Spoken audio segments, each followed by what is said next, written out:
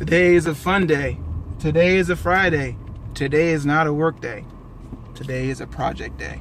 So the Porsche has been very well behaved lately. It's been very reliable. In fact, when I cracked a rim on my Mercedes and it had to be ordered and it had to take time to get here, I again used that as my daily driver for quite a few days after I had already been driving it for the week. You know, this car has been excellent. It's made it from March, when I first really got it up and running and down the road, all the way to October 26th, and has run well. So if you remember in the original part of my videos, when I was explaining why I was Plastidipping the car, it was because I didn't want to spend $3,000 or do all that work on a car that I didn't know if it was going to be reliable or not. So fast forward quite a few months, it has been reliable. So now it's time to start prepping the car for paint. So today what we're going to do is we're going to strip off all the Plastidip. We're going to dispel those rumors, those things that people said that Plastidip is basically impossible to remove, especially with the cans. We're going to show how as long as you put enough coats on it, it comes up very, very easily.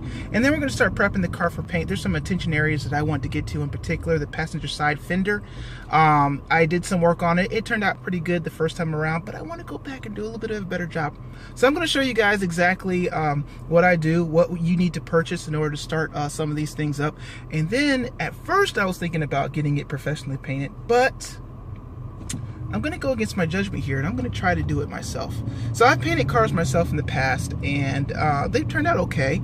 The biggest problem I've had is the clear coat. Clear coat is so volatile, it's so runny. You get runs in it, you look, you say, oh my goodness, there's some learning curves with that.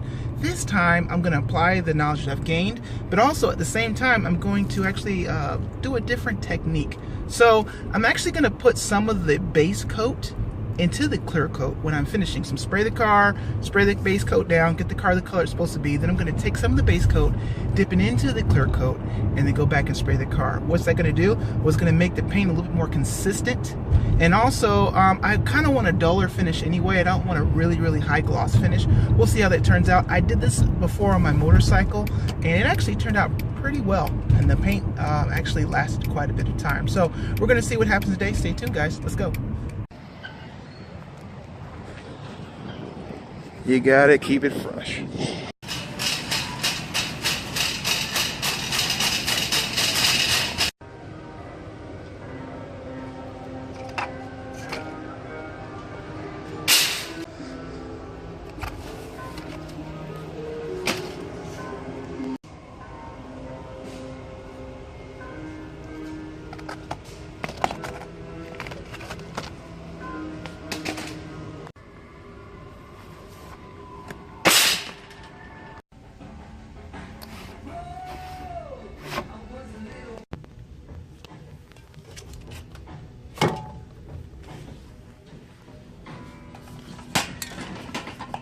$1 a piece.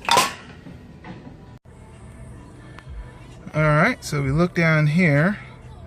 See those primer cut cans? They wanted like what, $6 or $7, 99 cents a piece for 5 of them. We'll see how that works out. And we had to get some gloves, so that was 15 bucks. But that was probably the most expensive thing were the gloves, and $49. Just see how this thing gets started. Ford, take more pride in your rear sign. Why is everything coming off of there already? I mean, look at this. I don't know if I can zoom in, but what happened to all the blue? What happened to all the blue? That's what I'm talking about. Come on, guys. So again, I'm going to show you those two areas again, 1 and 2, where that happened. Also, you see those creases there? Those are known on a 944 for some reason to happen. I don't know if someone closes the hood too hard, but on 2 of them, I've had this issue where I get this crease, and it's right around that firewall mark, or that area where the battery tray sits back there, and it kind of keeps everything cut off from the engine to where the blower motor is and everything there. So we're going to try to address some of these. I did a little work here. We're going to try to improve on all of these body areas, even on the front there. See what we can do. It may end up being a whole nother hood. I don't know. But again, this is what I was talking about. In certain light, you can kind of see this imprint here that I have. That's where On the original paint, for some reason, everything from the paint was taken off all the way down to just about the metal. I did some initial work on it to try to make it look a little bit better, but now it's time to really address some of these issues. These are really the major issues only on the car. Everything else is pretty good. The top of the car is good. Down the sides are good. I just got one little itty bitty dent in the fender, which I don't even know if I'm really going to address with Bondo. I may just go ahead and go inside the car and pull the dent out from inside the fender there. But down the other side, the car looks good. The back looks good. It's just this little front area that we need to pay attention to. And that's it. So let's go ahead and try to peel off some of this Plastidip. So apparently I'm not one of those chewing gum and standing or walking at the same time type of people, because it's kind of hard for me to do two things at once. But as you can see, I'm just pulling this up here. It's nice and thick. It's cutting perfectly. And it's just peeling up just like skin. Look at that. Look at the elasticity of it. So we're going to get a little bit more of that done, and we're going to see what it looks like once I get the hood off.